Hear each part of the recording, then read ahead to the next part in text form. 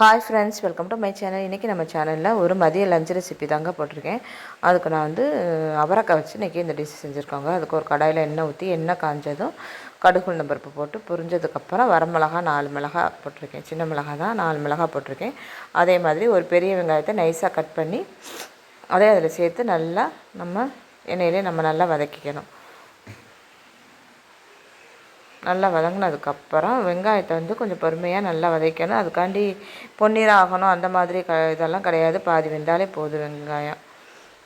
So நல்லா வெங்காயம் வெந்ததுக்கப்புறம் நான் இந்த அவரைக்காயை நைஸாகவும் கட் பண்ணலை, ரொம்ப பெருசாகவும் கட் பண்ணலை, மீடியமாக கட் பண்ணியிருக்கேன்.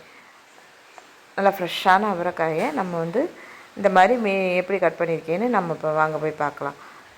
அதாவது ரொம்ப நைஸாக கட் பண்ணோம்னா அந்த காயில் உள்ள சத்தெல்லாம் போயிடும்னு சொல்லுவாங்க. அதுக்காக ரொம்ப பெருசாக கட் பண்ணாலும் நம்மளுக்கு சாப்பிட கஷ்டமாக இருக்கும். ஸோ அதனால் நான் இந்த அளவுக்கு தான் கட் பண்ணியிருக்கேன்.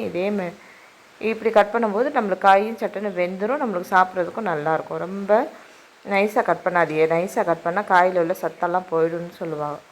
ஸோ அதுக்கப்புறம் நான் வெங்காயம் நல்லா வதங்கினதுக்கப்புறம் நம்ம அதில் போட்டு நம்ம நல்லா வதக்கணும். அந்த எண்ணெயிலே நம்ம நல்லா வதக்கிட்டு அதுக்கப்புறமா தான் நம்ம கொஞ்சமாக தண்ணி தெளித்து நம்ம வேக வைக்கணும். ஏன்னா இது நம்ம ஓரளவு நைஸாக தானே இருக்குது, அதனால் சட்டுன்னு வெந்துடும். அவரைக்காயெல்லாம் வேகமாக வேகிற காய் தான். ஸோ அதனால் நம்ம கொஞ்சமாக தண்ணி தெளித்து நல்லா மிக்ஸ் பண்ணி விட்டுட்டு கொஞ்சமாக தண்ணி உப்பு நான் சேர்க்கலை. உப்பு நான் கொஞ்சம் வெந்ததுக்கப்புறம் இது எப்போவுமே இதுக்குமே காய் கொஞ்சம் வெந்ததுக்கப்புறமே நம்ம உப்பு போட்டோம்னா நம்மளுக்கு கீரையெல்லாம் நம்மளுக்கு குவான்டிட்டி கொஞ்சம் நிறைய தெரியும் போடும்போது. அப்போ நிறைய உப்பு போட்டுருவோம். அது கொஞ்சம் வெந்ததுக்கப்புறம் போடும்போது அதனோட குவான்டிட்டி நம்மளுக்கு குறைவாக இருக்கும்போது அதுக்கு தகுந்த மாதிரி உப்பை கரெக்டாக போட்டுக்கலாம். நான் ஃபஸ்ட்லேயே உப்பு போடக்கூடாது. பாதி வெந்ததுக்கப்புறம் நம்ம இடையில 2 நிமிஷத்துக்கு இடையில எடுத்து மூடி நம்ம கிண்டி விட்டுக்கிட்டே இருக்கணும். அப்புறம் பாதி வெந்ததுக்கப்புறம் நம்ம இதில் உப்பு சேர்த்துக்கலாம்.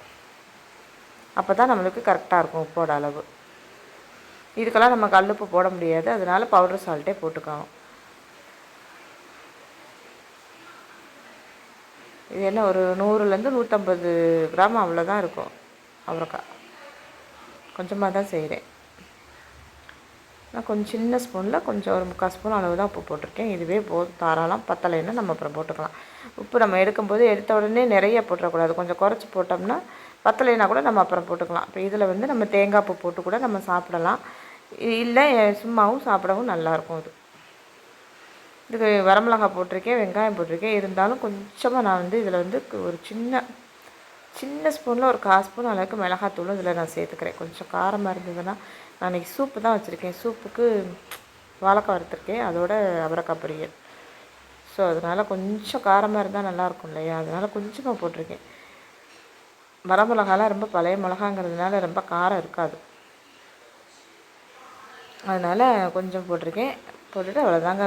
வெந்ததுக்கப்புறம் நம்ம நல்லா உப்பு உரப்பெல்லாம் பார்த்துட்டு நம்ம அடுப்பை ஆஃப் பண்ணிடுவோம். தேவைப்பட்டால் ஒரு சில்லு தேங்காய் நம்ம துருவி போட்டுக்கலாம். அதில் நான் இன்றைக்கி போடலை, சும்மா தான் வச்சுருக்கேன். தேவைன்னா நீங்கள் போட்டுக்கலாம். கடைசியில் கருவேப்பிலை தூவி நம்ம இறக்கிட்டோம்னா இது சூப்பராக இருக்குங்க.